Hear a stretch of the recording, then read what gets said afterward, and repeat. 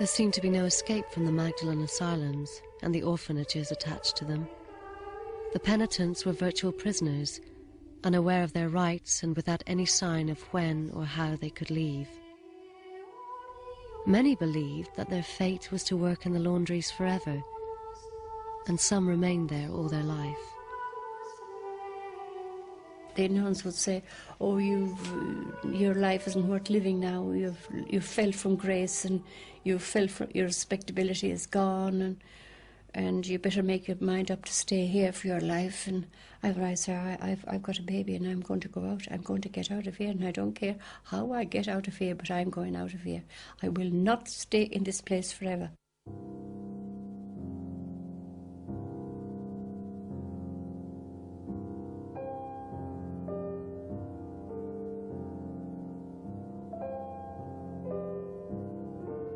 Few did escape, but the walls were that high, you'd be cut to ribbons. There was like barbed wire. There was also iron spikes sticking out of the walls. It had to be planned. You couldn't just at the spur of the moment say, "I'm going," and go. There was one way the girls did escape. When the cattle were being brought in and driven by the old lady, they would sly out the side entrance as she was locking up the main gate. Maggie was letting the cows in, and as she went on ahead, I slipped out the other side. She went that side of the cows, and I slipped out that side, and I went into the street and got away and went straight to my friend's house. And just as I was on top of the street going into my friend's house, the bell started ringing. The nuns didn't like it when anyone escaped, and then all hell would break loose and all the bells would go off, and then we'd be all delighted because we knew somebody had got out once them bells started ringing. The nuns would be scurrying round, really scurrying from one place to the other. I said, "Let me come in quickly, let me come in quickly, the police will be here in a minute." Where were you, where were you? What is it? Were you in prison? I said, no, I was in that madhouse up the road. So she said, "Oh, come in. She said, what's it all about? And I said, "I had a baby, and they put me in there. My parents, father and mother, put me in there." All I could think about was my child, and I found out that he was fostered out. But I couldn't stay around because I was afraid that if they caught up with me, I'd go back again. And if my parents found out where I was, they would send for me.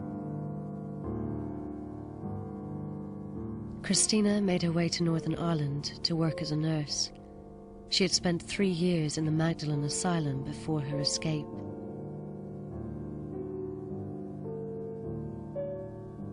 Some of the penitents' defiance of the nuns hardened as they grew up.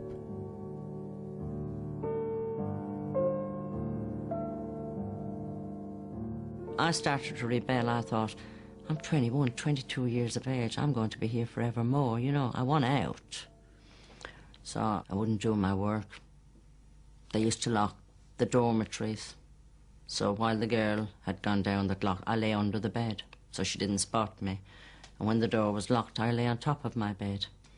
I miss Mass, I miss my dinner, I miss my breakfast, I miss my tea.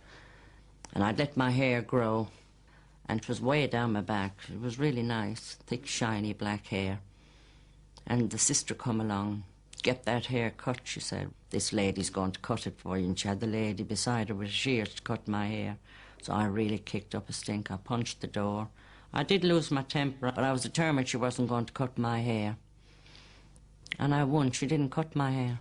She left me alone.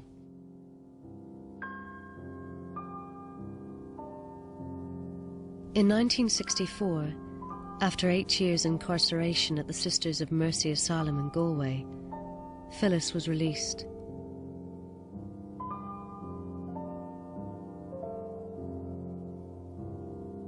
Some of the penitents were eventually tracked down by sympathetic relatives. In 1945, after spending 4 years in a Magdalene asylum, Martha Cooney was rescued by her cousin, Jim. On the day of my release, it was a wonderful, exhilarating feeling, I suppose you'd call it. And in the afternoon, Jim came for me and took me out, and I was free.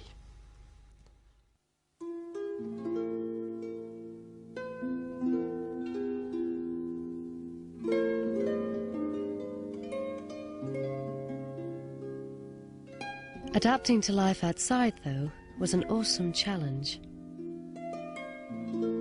I was wondering if I'd be able to make it on my own.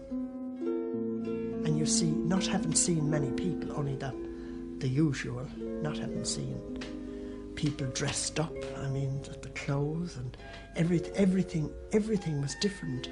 The spaces and the come and go as you please and whatever was wonderful. When I left the Magdalen laundry, I went to Dublin. And I felt very self-conscious. I thought people knew who I was and what I'd done. I was supposed to be a real bad person in this Magdalen laundry, and I was frightened to talk to anyone. I was forever looking over my shoulder. And if somebody looked at you in the street, you yourself felt that they were looking at you because you were bad. They didn't know who you were. They didn't know anything about you, but this was how you felt inside.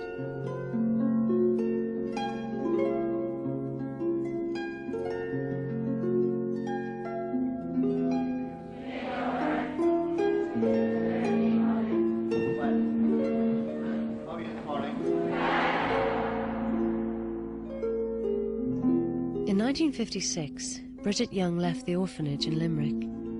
She had avoided the experience of the laundry, but the emotional scars of torture and sexual abuse still affected her 10 years later when she married. It did have an effect, a terrible effect. Because then, if it had never happened and you get married and you have a good man, whatever, you can't really fall into that marriage and feel that you're happy with that marriage. Because at the back of your mind, you don't want to know. You know, it's something that I think because of the way it was done, I just didn't want to know anything about it. You know, your sex life, it doesn't last. You just don't want. It haunts you.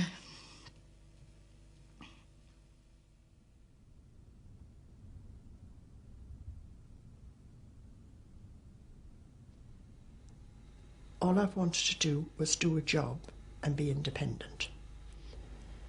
But I have never wanted to marry or make a commitment to anybody,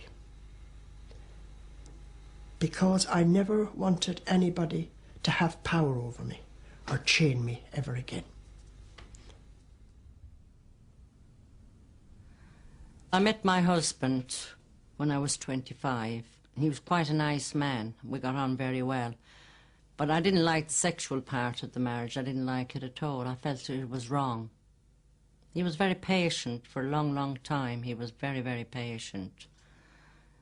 And that, but eventually we broke up. I felt ashamed. Every time he touched me, I thought it was wrong. The nuns had told us it was wrong to let a man touch you. They never prepared us for the outside world. It was really wrong of them, you know. But I wanted to have children. And I did have children from my husband, beautiful children. Christina Mulcahy also married and had children, but she was haunted by the memory of her first baby boy, whom she kept secret for over 50 years. I've lost shame and respect and pride and everything that went with it. Any girl that has a baby out of wedlock is a fallen person, and they have no luck. They lose their respect. And I didn't tell my family. I didn't tell anybody till I told them 6 months ago. That was it. But I suffered badly through it over. With the help of her family, Christina was finally reunited with her son. She died in February 1997.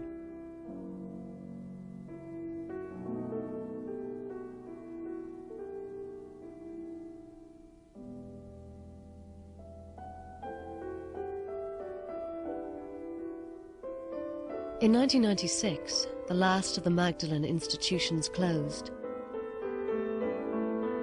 It is still not known exactly how many penitents worked and prayed behind their walls. The church has kept the record secret. But it's estimated that as many as 30,000 women passed through the asylums during this century. Of the many legacies of the Magdalene experience, one that clearly remains is a lasting hostility to the church. I didn't see anything godly in that church. I didn't see anything Christly. All I saw was a bunch of bullies. That was all a bunch of bullies and devils dressed up in nuns' habits. That's the way I looked on it.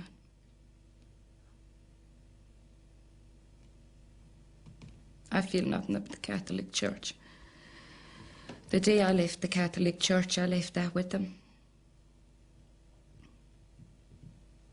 Nuns weren't supposed to be cruel. They were sisters of mercy. They didn't show us any mercy. They weren't supposed to do what they done. So I always said if there was a just God in heaven, we wouldn't have suffered like that. That was how I put it when I came out. I don't go to church. I don't pray. I don't force religion down my children's throats. I never have done.